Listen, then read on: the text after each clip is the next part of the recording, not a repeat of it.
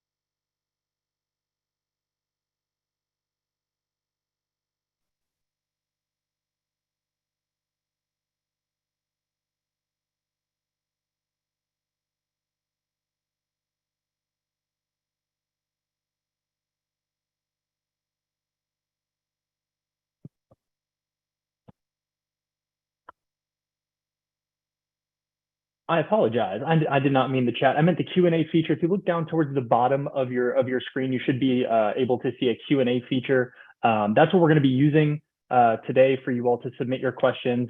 Misspoke, said chat, but if you can pop in the Q&A feature where you're tuning in from, we'd love to see where you all are joining us from, where all of our new vols are coming from. It's a very exciting time, and like I said, we'll get started here in just a minute.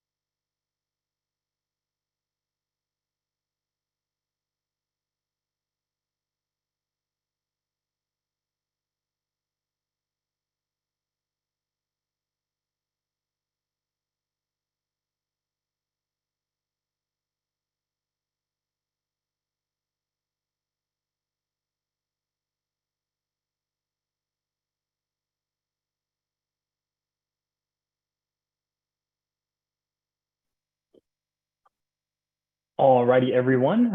So we are running just a couple minutes behind. Again, I apologize that we had a little bit of technical difficulties there to get started, but we're going to go ahead and get started here. First and foremost, congratulations to you all of our new Tennessee Vols and their families. We cannot wait to welcome all of our new Vols to campus in just a few short months, and we're excited to have this opportunity to answer all of your questions and share some information with you tonight. And so we will get to as many questions as we can over the course of this webinar. But my name is Patrick Riley. I serve in the Office of New Student Orientation here at the University of Tennessee, and I'll also be serving as moderator for tonight's panel. To get us started, I'd like to invite our panelists to go ahead and introduce themselves and the offices they're representing. Then I will throw it out for the first question for tonight. But families, please ask your questions this evening. Ask us your questions. If you look down at the bottom of your screen, like I mentioned, you will see a Q&A feature. Please use that to ask your questions instead of using the chat. We have disabled that. We have some folks behind the scenes that will be helping answer your questions in the Q&A feature as well. So even if we do not get to it live on the webinar, we do have folks behind the scenes answering some of those questions. So please look out for that. So some of our folks may be responding directly to your questions. So I'm going to stop talking now, and I'd like to go ahead and turn it over to our panelists and introduce themselves, starting with Ashley. Along with that, Along with your introduction, please go ahead and tell us, something, Ashley, that you're looking most forward to this upcoming fall semester. Sure. Hello, everyone. My name is Ashley Arthur. I'm the marketing coordinator for Vol Dining. So all your Vol Dining questions can be aimed to me. I'm so excited this upcoming semester for, we have a lot of new things coming in our dining locations. So we have a new Mediterranean concept coming, a new proprietary UT beef burger concept coming, a couple things here and there. So that's what I'm most excited about. Thank you, Ashley. Next, we'll go to Mark. Mark, your brief introduction and something that you're looking forward to this fall semester. Hi, I'm Mark Hare, Executive Director of UT Parking and Transportation, and really looking forward to a new group of students. That's always exciting in the fall to see the new things that we work with them on, and kind of the excitement and thrill of that first semester of being on college. So that's always a thrill for us in the fall. Thank you so much, Mark. Pleasure to have you as a panelist. Next, we'll go to Lauren. Same thing to you, something you're also very excited for this fall. Hi, my name is Lauren Tigett. I work with University Housing. Happy to answer your questions about that. We're excited about welcoming you all to your new home, particularly right now as our room selection process has started. It starts to get more real, and for you too, probably, as you start to select your room and really start to plan out more intentionally what you're going to bring and who you're going to live with and what location on campus will be your new home. So we're really excited about that. Thank you, Lauren. And last but certainly not least, Molly. Hi, my name is Molly Ham, and I'm representing One Stop, and I'm a One Stop counselor. And so I'm really excited beginning this fall. The beginning of an academic year is always exciting. And so there's so many things happening on campus, and hopefully One Stop will be able to assist you with any questions or concerns you have with financial aid or admissions to make the transition seamless. Thank you all so much. As you can see, our panelists tonight represent some wonderful departments on campus, and I'm sure you all are eager to have your questions answered. So tons of questions related to these respective areas of expertise. So please don't be shy about throwing your questions, as I mentioned earlier in that Q&A feature. We do ask that you keep your questions related to the expertise of our panelists. But for now, I'd like to kick things off and direct our first question over to Molly. Molly, One Stop covers a wide array of important information. What are one or two things that are important for new Vol family members that you know for a fact folks should be aware of regarding One Stop services?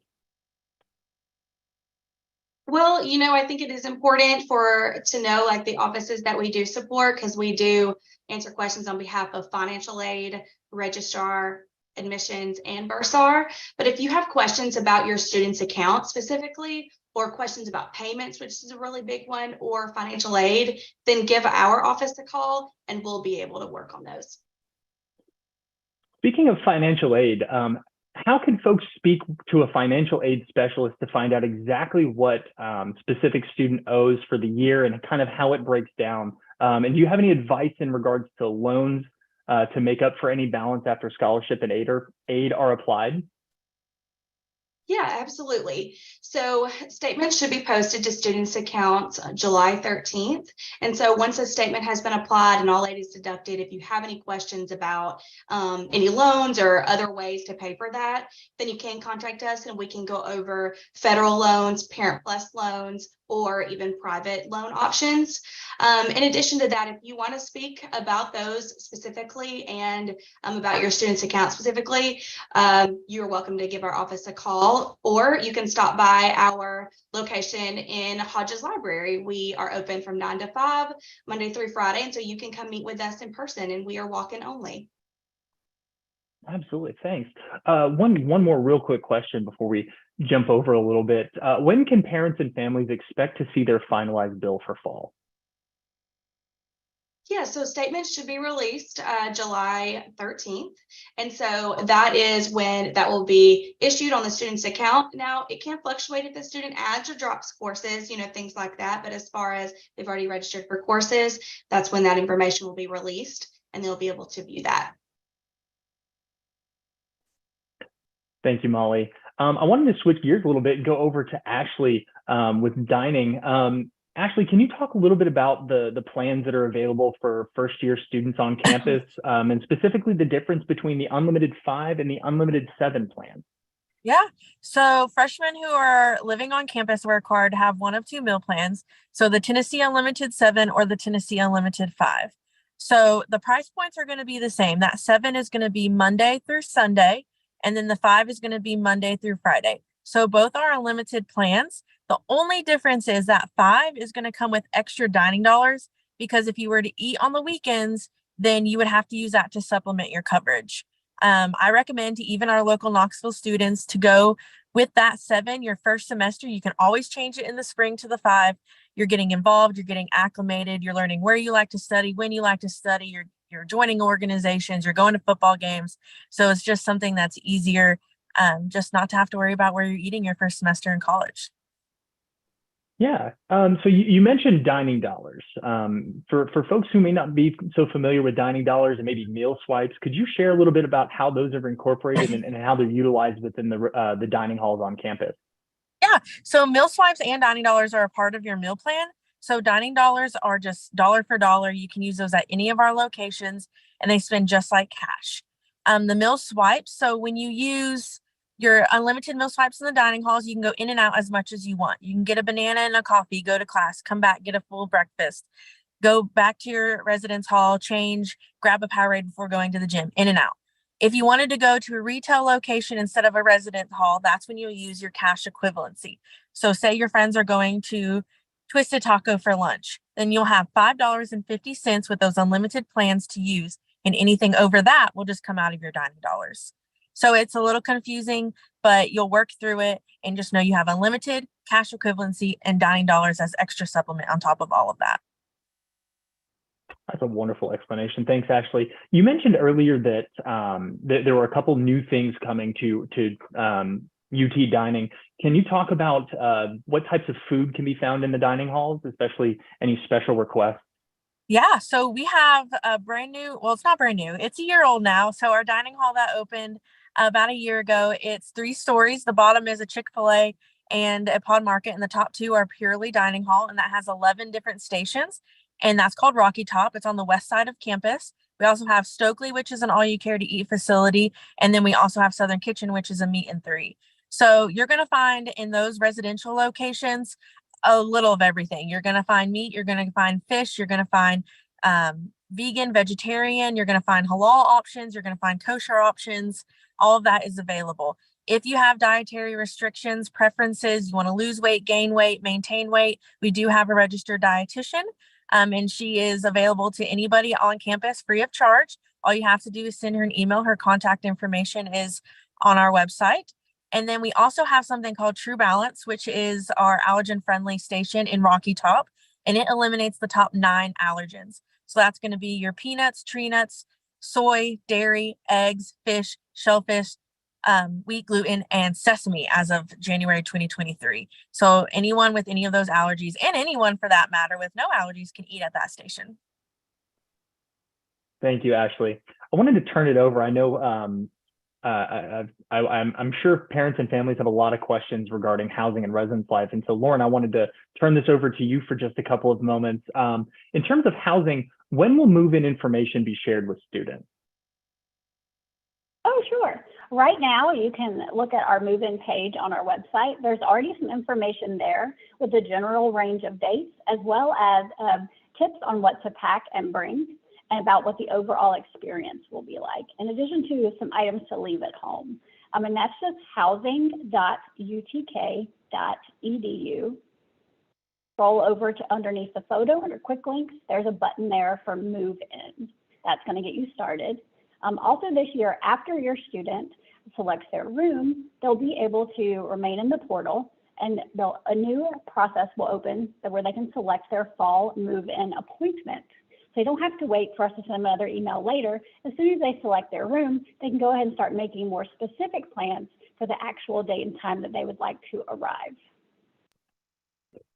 Lauren, I'm so glad you talked about the selection period. I do have a question. Will students have an opportunity to switch residence halls after their initial selection period has ended? Oh, yes, definitely. We know that a lot of students are changing plans or want to kind of hunt for their dream room, and they're welcome to do that throughout the summer. And we anticipate leaving the portal open until early August. To do that, just return to the same location that you selected your room, go into your application, navigate to the contract summary tab of your application. You'll see displayed there your current room and your current roommates or suite mates. Underneath is a small box that says modify my fall 23, spring 24 booking. Check that, hit save and continue, and then you'll go back into that process you'll recognize from your initial selection, and you can shop for any of the open available spaces. That's amazing. I think it's really cool that students have the opportunity to kind of pick and choose what they might be interested in getting in terms of a room, only if it's available, of course. What should students do if they haven't been assigned a waive for room selection? Oh, definitely let us know. I did see we had a lot of questions come through. I saw a couple of specific questions. We'll want to look your student's account up and look more into that. Please give us a call or email us. It might be a little faster to email. Those come mostly to me, just housing@utk.edu. Be sure to include your student's UTID or NetID, first, full, and last name, anything like that, so we can clearly identify and look them up to try to figure out what that is, what the issue is. But most students should have assigned selection time slots at this time. And going back to, we had a couple questions pop in the chat after your first response regarding like what students should be, or parents and families, what folks should be looking into in terms of packing and shopping for. Is there a shopping or packing list for students? And also regarding that same sort of lens, are microwaves and refrigerators included in rooms? What appliances are students allowed to have in their residence hall? Can you share a little bit about kind of the interior? Yeah, great question. Almost every room has what we call a micro fridge. And some folks think that just means one mini fridge. It's not. A micro fridge is a device that has a small refrigerator, a freezer portion, and a microwave attached. So it's super convenient to have that in a room. If your room does not include one of those, you may be in a different suite style or apartment style, that will have a larger fridge and then a separate microwave. So we are providing a refrigerator and microwave option in every first-year student room option. And we ask that you not bring additional refrigerators unless you have special approval through Student Disability Services. Please use the ones that we provide for you.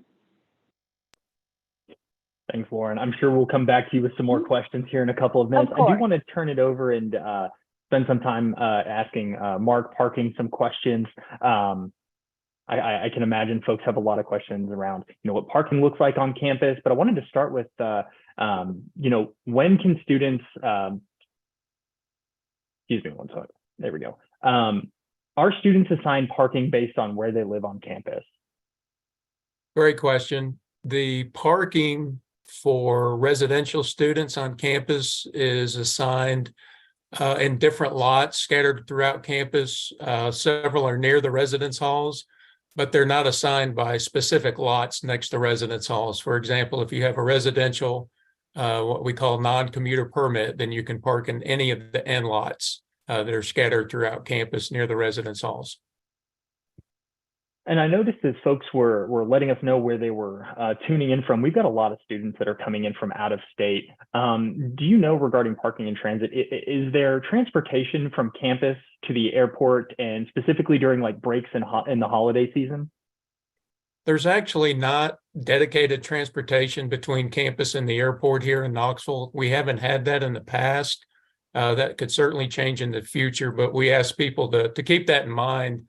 During breaks and holidays, there's certainly quite a bit of Uber, Lyft, and other transportation services between campus and the airport. Thanks, Mark. Regarding folks that are going to be parking their cars on campus, can you elaborate on what the cost is of a student parking pass? And is this paid per semester, per academic year? And how soon can folks begin to look into purchasing a student parking pass? Yeah, so all the student parking will go on sale August 1st, and all that's for sale online. So it's I think an easy date to remember. kind of right before school starts, a few weeks in advance. So no trouble with getting your permit in time to be ready for classes to start later in August. The commuter permit, which is for those students traveling back and forth to campus that live off campus, is $188. The residential is $294, and those are good for the academic year. So those run basically from August through May. And we are looking at a potential slight increase based on the Board of Trustees action at the end of June. That would probably be no more than 5%. Our rates have been the same since 2016. And obviously a lot's changed. A lot of things are more costly now. So, that's the potential, and we'll certainly have those rates loaded in if they change from the 188 and the 294. Thank you, Mark. I wanted to jump back and spend a little bit more time with UT Dining. Actually, can you talk about what the deadline would be for selecting a meal plan, and if folks wanted to switch meal plans, how that process works? Yeah, great question. So I do want to backtrack just a second and say that if you are living on campus, that Tennessee Unlimited 7 is going to be assessed to your account. So you don't have to go in and do anything unless you wanted to switch to the 5. Now, if you were living off campus, you're commuting, any of those, then you can choose a meal plan from right now until 28 days into the semester. So on that first day of classes on the 23rd, 28 days after, and then no more after that. You can change in between semesters, and you can change as much as you want, but once that 28th day hits, it's frozen. And can you share a little bit about what the process is for folks living at home or commuting to campus, what that process looks like in choosing a meal plan? Yeah. So all of our meal plans are available on our website, ut.campusdish.com, and they'll share all of that at the end. But we have several different plans. We have unlimited plans. We have a weekly plan where you have weekly meals plus dining dollars. And then you also have block plans and dining dollar plans. So the blocks are going to give you a certain amount per semester. And then the weekly will be a certain amount per that week. And then dining dollars, like I said, is just dollar for dollar. So there's many options. One thing I will say is with the unlimited plans, that cash equivalency is $5.50. When you move to a weekly block, once you maybe move off campus or you're commuting, you're a sophomore, you're many different scenarios, then you're going to have $8 in cash equivalency. Thanks, Ashley. Lauren, your responses to our previous questions have sparked some new ones. So I'd like to turn the floor over to you for just a moment. Regarding transfer students, our incoming transfer student population, when would transfer students learn whether or not they have gotten into on-campus housing? Sure. We work our transfer student process near the end of this month. It's the end of June. At this time, we're still collecting applications, and we have all the ones previously submitted. It'll be similar to the way we ran our first year student process. Near the end of June, we will take all of our completed applicants, scramble up to give all those applicants a shot of randomly being able to select our spaces, and we'll notify them of whether they're being offered to select from our designated transfer student spaces, or if they'll be waiting for the opportunity. And be able to move through that list fairly quickly to capture those folks that are really interested and make sure we can give them a room. So we do our best to accommodate all of our interested transfer students, but at this time we unfortunately can't guarantee all of our transfer students will have an on-campus space. Absolutely understandable for sure. In regards to folks that do end up getting the ability to select a room, and when it comes time to moving on campus, how long, what the time frame is, how long do folks have to move into their residence hall on their specific day and time? Sure. Our arrival windows are 2 hours long. So to really maximize that, we ask that you arrive near the beginning of your arrival window. And that doesn't mean that you have to leave forever and never come back, drop your stuff off. It's just that window to help us control traffic as folks pull up and around the residence halls, especially on days where we have extra assistance, maybe from our movers and volunteers. We want to be able to assist folks quickly and kind of be able to move you through the crowds and through the traffic. So that's why we ask you to arrive within that window. But you're welcome to unload, go shopping, return later, but just know you may park a little bit further away and need to be prepared to carry or roll those own items later. Absolutely. So you would advise getting there close to the start time of your window as possible, moving everything in as Sure. before that 2-hour window. Absolutely. Oh, yeah. Jumping back to folks who might want to search for their perfect room, going back to that scenario, what happens to your original housing assignment if you're shopping around for trying to choose a new residence hall room to move into? Oh, sure. Yeah, you maintain your original selection until you really, through several different, are you sure options, tell us that you want to swap. When you go in to do that modify my booking step that I talked about earlier, you're still holding your current room as you go in to enter that process. You haven't dropped it in order to look at what's still available. So don't worry, it is safe to do that. You'll have to really select the room, put it in your cart, and check out through your cart like you did initially before the room swapped. We're not going to drop you to zero. You're going to look at one and then swap to the other. Thank you, Lauren. Molly, I wanted to touch base with you for just a couple of moments. We've had some folks we've had some folks put in the chat questions regarding payment plans and things along those lines. So I wanted to start with, how can parents and families sign up for a payment plan? Yeah, absolutely. So the student can sign up for the payment plan. We offer a deferred payment plan. It is in 3 installments. So when a student enrolls, then they'll be required to pay 50% of the total balance. And then roughly a month later, 25% is due. And then roughly another month later, the final 25% is due. An authorized user can also enroll in a payment plan.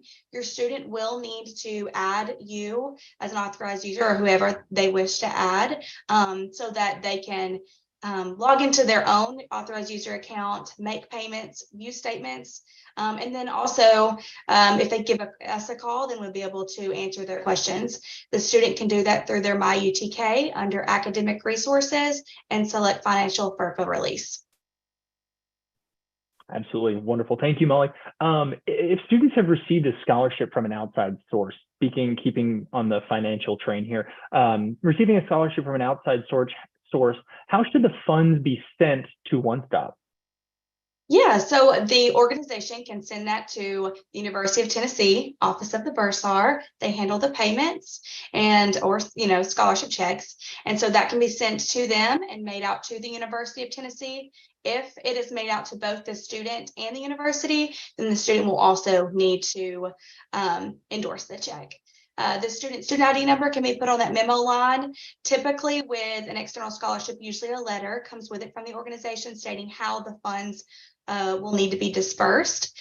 Scholarships that are over $500 will automatically be split equally between fall and spring. And last question, how long does it typically take for scholarship funds to be posted to students' accounts once they're submitted? Yeah. So if it's an internal scholarship where it's like your volunteer or your explore, those type scholarships, when statements are released, you should see those scholarships already applied to the balance. For external scholarships, you will want those to be received by August 1 so that we have enough time to process those by payment due date. And payment due date for fall is August 15th. Thank you, Molly. I appreciate it. Wanted to jump over and move back into a conversation regarding parking. Mark, rumor has it that there are plenty of parking spaces or plenty of parking around the University of Tennessee without having a permit. Like, is this true, or is it recommended that everyone attending the university should have a parking pass? Definitely. If you're attending the university and parking on campus, you really do need a permit to avoid citations. So we certainly encourage that. If you look at the cost of our parking permits versus what it costs to park downtown and garages, things like that, it's really less than $1 a day in a lot of cases. So it's really inexpensive and it covers you and that avoids you from paying any of the citation fees that can add up to. So there is some city parking in and around the nooks and crannies of campus, but as you can imagine, those go fast, fill up early. So we would recommend, definitely getting a permit. And if I'm a student who moves on and maybe doesn't bring my vehicle to campus right away, but maybe halfway through mid-semester, I want to move my car onto campus, is it an issue to get a parking pass mid-semester? Or should we just wait until the spring semester to get one? We actually see a lot of students do that either after Thanksgiving or around Thanksgiving, and then sometimes toward the end of the spring semester. And we have provisions in place to do that at a reduced price. We'll publish those on our website. Almost anything you want to know about parking will be on that website, including rates. And we always respond to our email at parking@utk.edu if you got any, specific questions that may not be on the website. Keeping with the trend of parking passes, are the parking tags mailed out after they're purchased, or should folks plan to stop by parking services to pick them up? No need to come to the parking office. You will go to our website and buy a student parking permit. When you do that, you can print out a temporary permit that's good for 2 weeks, and that gives plenty of time for your parking permit to be mailed to the address of your choice. If you'd rather have it sent at home where you're at in the summer before you come, that's fine. Or if you think you're going to be here when you purchase it, you can certainly use your on-campus or your off-campus address here in Knoxville. Well, Mark, one final question before we transition over. Are there charging stations on campus for folks who might have electric cars? Yes, we're seeing more and more electric cars, both staff and students, and which is great to see. We actually have 3 major sites, one on the ag campus on the western end of our campus, one in the middle near Temple Hall, the music building, and then one at the 11th Street Garage, which is kind of on the downtown side of campus. So we do have about 2 dozen EV chargers. And if folks are looking, say they forget what you just told them and they're looking for where those chargers might be, are their locations posted on your website, or is there a place that they can quick search to find them? Yes, if you go to our website under the sustainable transportation section, it's got all those specifically listed on a map, and it's also listed on the main UT map. Absolutely. Thank you, Mark. Ashley, jumping back over to you for a couple more questions that folks have put into the chat. Going back to the conversation around dining dollars and things along those lines, can parents or family members add dollars to a student's dining dollar account? And what would that process look like? Absolutely. So you'll just go on to your vault card. You can go to my UTK or vault card account, and you can add more dining dollars there. I'll give you a helpful hint. About halfway through each semester, usually about October and then March in the spring, we do run promotions where if you add $100 for every $100 you add, you get 15% free. And then if you do have any dining dollars left over at the end of the fall semester, they do roll over to the spring, but at the end of the spring semester, they expire. If students are moving in early,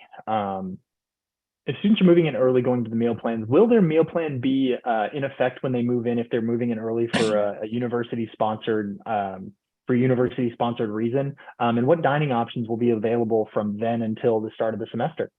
That's a great question. So for anyone that's moving in early, okay, short answer is yes. Meal plans start the Monday before school starts, so the Monday the 21st. However, that's when your meal plan starts. Your dining dollars will work before then, but you don't want to run out of your dining dollars using all of your eating around campus. So we have supplemental early move-in plans. So if you go onto our website, like I mentioned before, you can see anything and everything Vol Dining, especially meal plan information, because I know it's a lot. You can go on and they're new supplemental, and you can do it by day. So basically you're paying $7 per meal. So you can go on, basically, if you want 3 meals a day, you're going to have $21, and that's available at Rocky Top. You can go in and say you're moving in 5 days early and get 5 days worth. But if you get 1 day worth of 3 meals, then really it's not 1 day, it's 3 meals, even though you buy it in days. It's very confusing. Please email us if you have questions. But yes, you can go on and buy a supplemental early move-in meal plan, and then your official meal plan will start the Monday before classes.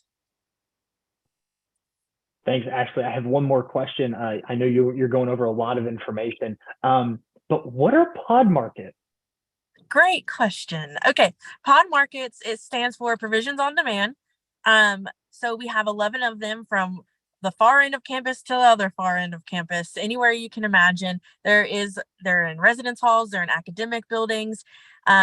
they are little convenience stores. So they have a little bit of everything. They have grab and go, so you can get fresh sandwiches, salads, chips and dips. You can get packaged cookies and crackers and chips. You can get beverages. Some of them have We Proudly Serve Starbucks.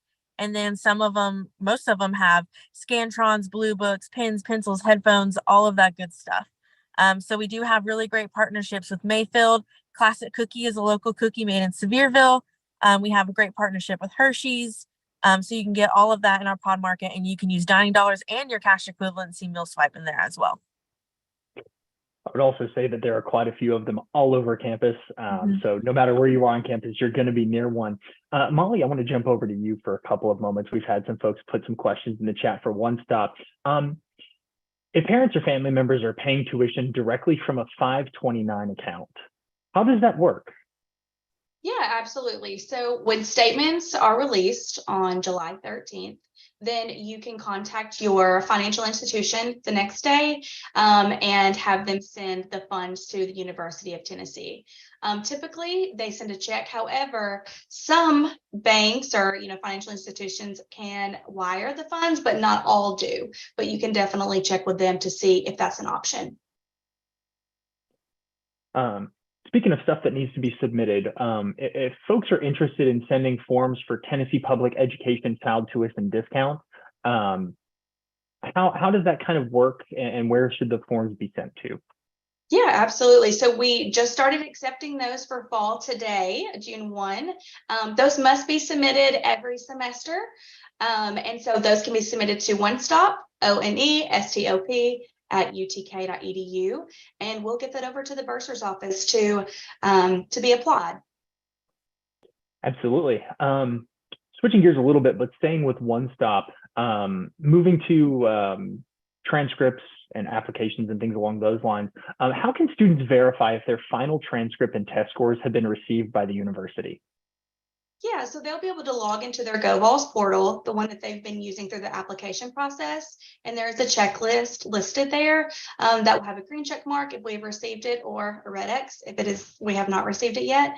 And so they are able to log in and see that there, if they have already sent their final high school transcript, or if they have already sent their verified test scores and we have not received it, or they do not see it on that checklist, then definitely give us a call so that we can look into their account a little more. And does that change for when we're talking about dual enrollment credits that folks may have earned prior to attending college?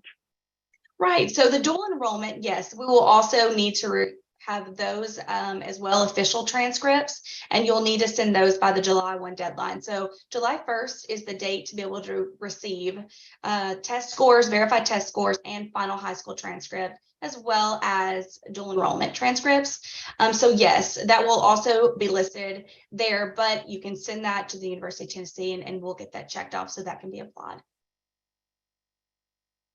Absolutely, Molly. Thank you so much for clarifying those for me. Lauren, we're going to toss it back over to you for a couple of questions. If a student hasn't necessarily found a roommate and they missed roommate match in the housing portal, like how would they go about finding a roommate? Oh, sure. Yeah, something to keep in mind is once you select your room on your contract summary page, you still have the view profile option. You can view the profile to read how the person in your future roommate has answered the questions and learn a little bit about themselves in the About Me section. You can send a message to them via the housing portal to connect, talk about schedules and what your plans are when you attend.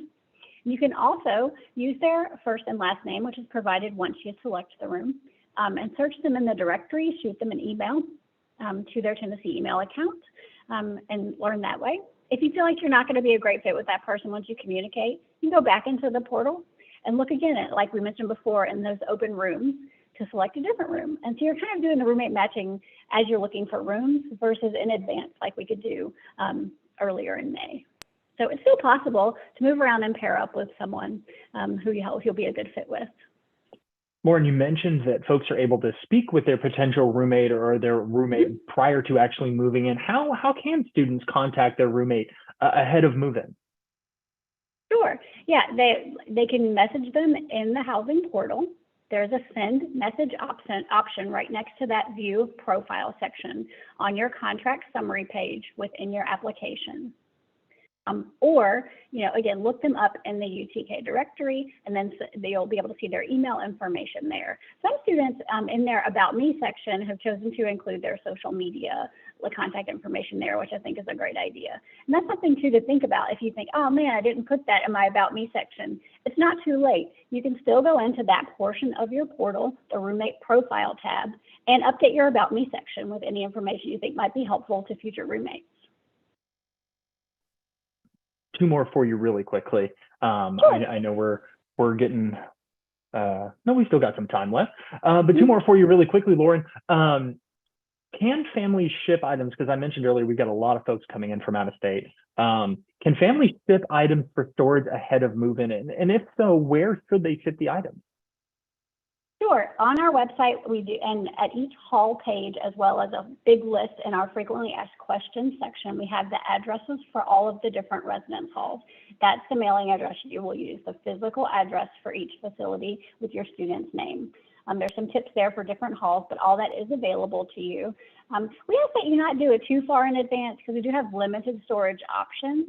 But, shoot for, if you can really do sweet spot 2 or 3 days ahead. But, try to really time things so it's not more than a week or a week and a half ahead of time, just so that we're not holding it too long before you're able to pick it up. Yeah, and so when the university receives, so when each hall receives those shipped items, are they, you mentioned something about storage, are they moved to students' rooms prior to folks coming to campus, or should they pick them up from a certain location in the residence hall to retrieve them? Sure. We do not put it inside of rooms. There's a couple of package options that occur on campus. There is the package locker system where you'll receive an email to let you know you have something in a centralized locker to pick up, similar to just Amazon lockers that you see other places.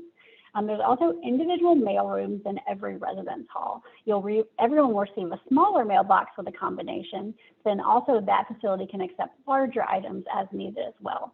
So you'll either receive a notice to pick it up from a locker or be asked to pick it up from your residence hall mailroom area. Regarding folks' physical spaces themselves, does UT offer any sort of like renter's insurance or things along those lines to help families, or is that an option?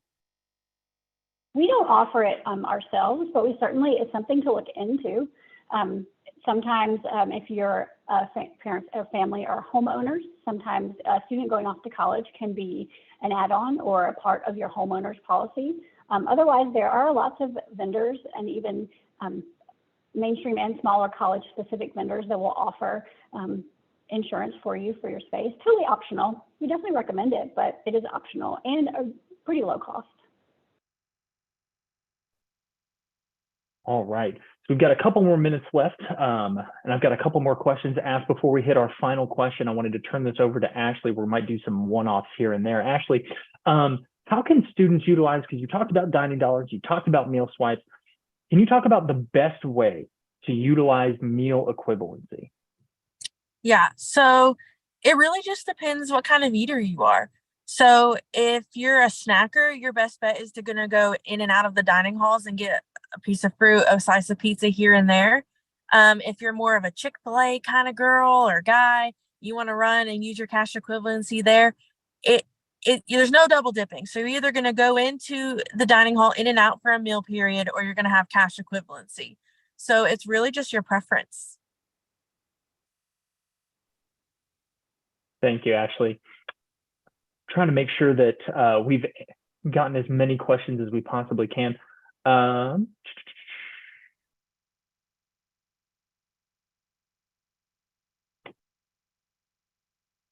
right.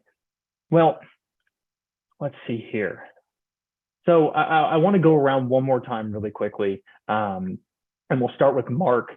Mark, what is the best way, and I'll ask everyone this, Mark, what is the best way to contact your office if parents and families have additional questions? Definitely email us at parking@utk.edu. We monitor that. We respond to those very quickly. We do take phone calls too, and that's on our website. So we have a excellent customer service staff some of the issues may not be able to be addressed necessarily on the email communication. So we certainly welcome phone calls also. Absolutely. Moving over to Ashley, what is the best way to contact your office if parents and families have additional questions? Yeah, so our email and our phone number, they're listed up there. However, you can also go onto our website, ut.campusdish.com. You can just Google Vol Dining and it will pop up. And my contact information is on there, as well as our other marketing director, Mary Leslie Patterson. You can email us directly. And then also you can DM our social medias because I'm on those more than I'm on the email. So Vol Dining on Instagram, Facebook, and Twitter. And those will come to me much quicker. Molly. Yes, you could definitely contact us via email, onestop at utk.edu. You can definitely give us a call. That's probably the best. As we approach fall, the volume will, get higher, but we do have a callback option. So if you've been waiting in the queue and it offers that, then you can definitely select it and we will return your phone call. Or if you're on campus, you can walk in. Like we have a triage area in the Hodges Library and it's walk-in only. So if you're on campus, you can stop by and we would be happy to connect with you. Excellent. Thank you, Molly. Last but certainly not least, Lauren. Yes, definitely email it. You might get a response from me, but also I agree with Ashley. We are happy to respond to you on any direct messages, particularly on our Instagram or Facebook pages. Please jump on in there. We'll get back to you quickly there as well. Excellent. Well, New Vol families, thank you again so incredibly much for joining us tonight for Tennessee Family Series. Before we conclude for the evening, I would like to briefly share a few reminders. If you have not already, don't forget to complete, students, excuse me, if you've not already done so, don't forget to complete your Vol 101 that should have been released today for your orientation. It's UT's online orientation module. They're not very dense. They take about an hour to an hour and a half to complete. Parents and families, you can also view those things. They are, you're able to log in and create a guest account. So make sure that you're looking out for that and completing that. And most importantly, we look forward to staying connected with you and welcoming you to campus here in just a short couple of months and encourage you to join the Tennessee Family Association. Once again, my name is Patrick. I'm with the new Student Orientation Office here at the University of Tennessee. It's been an absolute pleasure hosting you all this evening. Have a wonderful evening and go Vols.